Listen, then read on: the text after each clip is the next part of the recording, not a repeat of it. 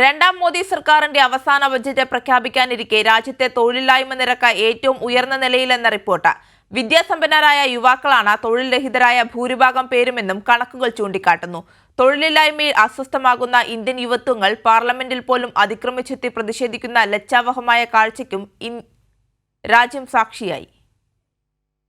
പ്രതിവർഷം 2 കോടി തൊഴിലവസരങ്ങൾ സൃഷ്ടിക്കുമെന്ന പ്രഖ്യാപനത്തോടെയായിരുന്നു നരേന്ദ്രമോദി അധികാരത്തിലേറിയത്. പ്രതീക്ഷയോടെ രാജ്യത്തെ യുവജനത കാത്തിരുന്നു. എന്നാൽ തൊഴിലവസരങ്ങൾ സൃഷ്ടിച്ചില്ലെന്ന് മാത്രമല്ല, വിദ്യാസമ്പന്നരായ യുവത തൊഴിൽ തേടി രാജ്യം വിടേണ്ട സാഹചര്യത്തിലേക്കാണ് രണ്ടാം മോദി സർക്കാർ എത്തിച്ചത്. Centre for monitoring Indian economy ലിമിറ്റഡിന്റെ കണക്ക് പ്രകാരം രാജ്യത്തെ തൊഴിലില്ലായ്മ നിരക്ക് 7.9% നിന്നും 10.5% ഉയർന്നു.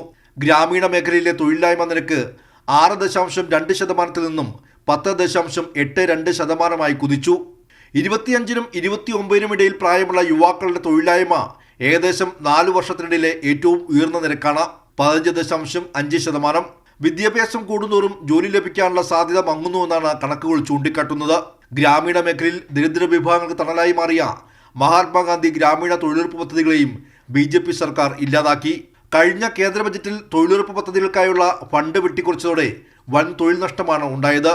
കേന്ദ്ര സർക്കാർ കുട്ടിഘോഷിച്ചു കൊണ്ടുവന്ന അഗ്നിപഥ് പോലുള്ള പദ്ധതികളും യുവാക്കളെ നിരാശരാക്കി.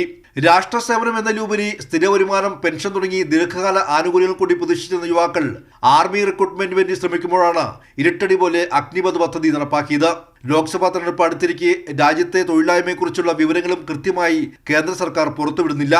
ഇതിനിടെ പാർലമെന്റിനകത്ത് പോലും പ്രതിഷേധം നടത്താൻ തോന്നും വിധം തൊഴിലില്ലായ്മ രാജ്യത്തെ യുവതയെ അലട്ടുന്ന ലജ്ജാവഹമായ കാഴ്ചയ്ക്കും രാജ്യം സാക്ഷ്യം വഹിച്ചു.